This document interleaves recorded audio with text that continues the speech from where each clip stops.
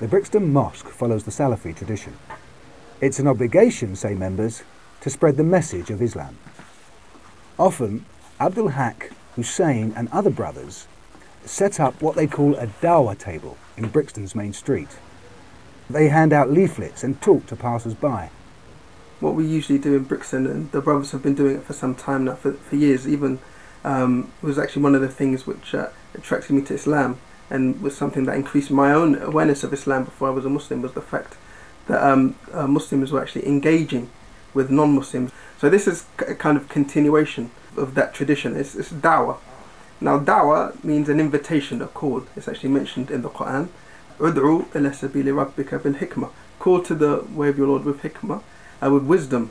We don't call people to politics, we don't call people to perverted concepts of jihad and so on and so forth. No, rather we call to what the prophets actually emphasise in their initial messages. First we talk to the person, we find out where they're coming from, if they're secularist, if they're Christian, if they're Sikh, they're Hindu or whatever.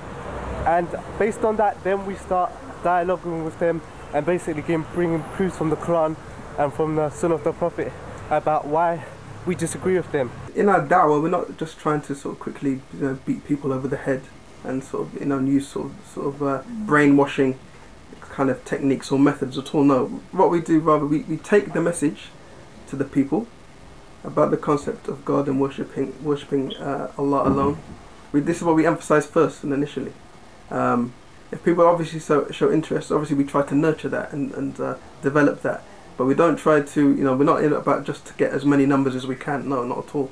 Obviously, because of the issues that have happened, it's kind of put us on a back foot in terms of our da'wah. Because whereas we used to emphasize calling people to Tawheed and to worship of God and Islam, now we kind of have to clarify again for people issues to do with terrorism and these kind of things. But do they ever meet with hostility? Yeah, definitely we meet with hostility, of course. But it's all part of the da'wah. In fact, one has to have patience in da'wah.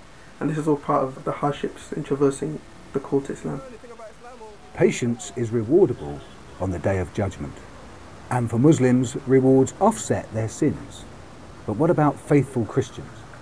Anyone who dies upon other than Islam, including good Christian, then he will be placed in that group.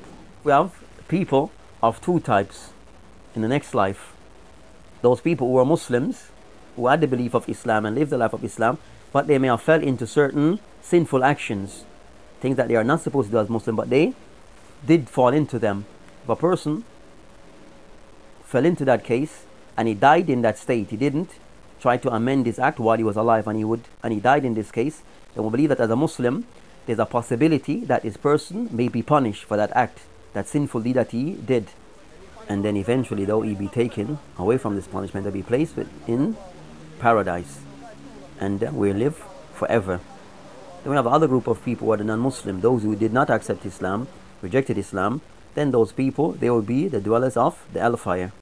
We have obviously the belief that if we believe in the Creator and the Prophet Muhammad, peace be upon him, that alone will allow us to enter paradise one day.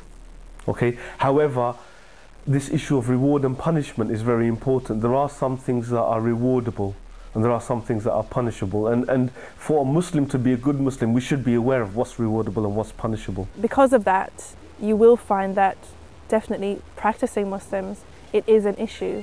If I do this thing, Allah has threatened that the people who do this thing will be in hellfire, or Allah has promised the people who do such a thing Jannah, and you will do something for that reason because we have firm belief in that.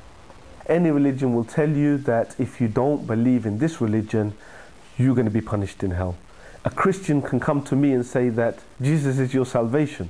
And if you don't believe in Jesus as your Lord, what's going to happen to me? According to the Christian, I'm going to burn in hell.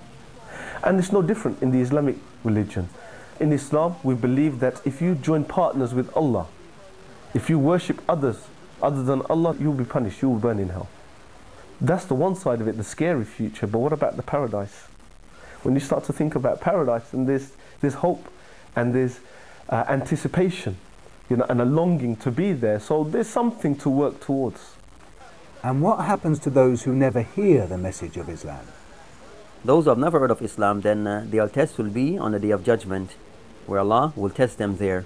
So there will be tests where they be asked to do a certain task. If it is done, this is a sign of their true submissiveness to the command of their Lord. And if they reject, then it might be a sign that these people were rebellious, and they will be, judged accordingly. But in Islam, we say Allah, like the God in the Bible, He created the 7 heavens, the valleys and the seas and everything else there is. But we say, which is different to the Christians, that He did not rest upon the seventh day, because we say that is deficient. Many who now go to the Brixton Mosque were brought up in Christian families. The Imam himself was raised as a Christian. And the thing that attracted me, I think then I was still in school, I was still in high school studying then, and I used to be involved in like a study group. We used to study African history and history in general. So the thing in studying African history in particular that is always repeated in the history of Islam concerning Islam being a part of the history of Africa. So due to this, then for myself, I kind of took the responsibility upon myself to understand or to hear more about Islam, because certain names keep repeating.